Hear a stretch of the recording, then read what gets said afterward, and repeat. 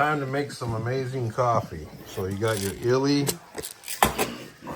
whole beans that come in a sealed container.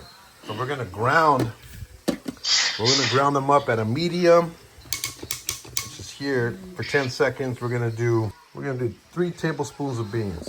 So let's get that ready. This smells so good. Now let's go ahead and ground it up at a medium blend for 12 seconds.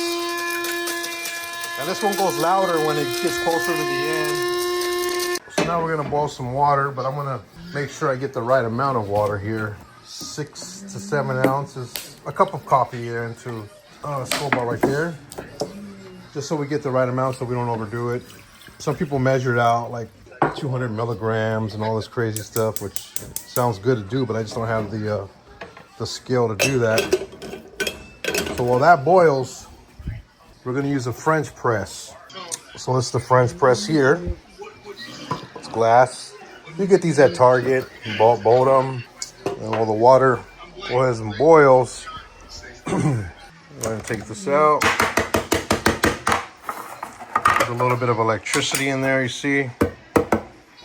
So now,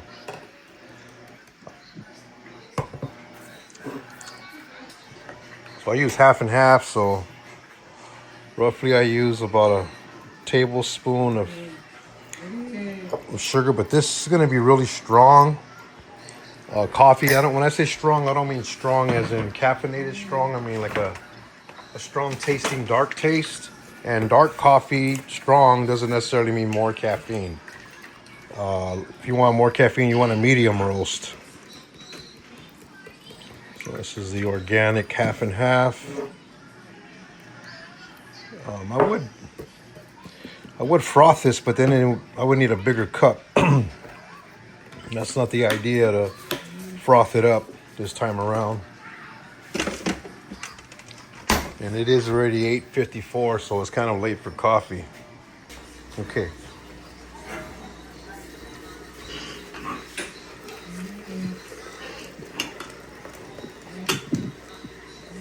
Okay. So to keep the steam in there, we're gonna put this on like this. And we're gonna leave it for 4 minutes. So it's 8:52, we're gonna leave it for 4 minutes. Okay, it's been 4 minutes. So what you do is you wanna take this off. And you have the soot in there because it's settled all at the top. Instead of pushing it down, you wanna first stir it. You're gonna stir all that stuff in there that was sitting on the top. And then after you stir it, you're gonna put this back on for another 3 to 4 minutes, okay? And the reason you wanna do that is because you wanna get all that stuff that was on the top to go settle down to the bottom. Okay, so it's been a few more minutes. Now we're gonna go ahead and push this down very slowly. And I only made 1 cup, so there's not much to push down. But one of the important parts of pushing this is you don't want to go all the way down to the bottom and hit the bottom, because then what you're going to do is you're going to disrupt the beans that are on the bottom. So it's ready to go.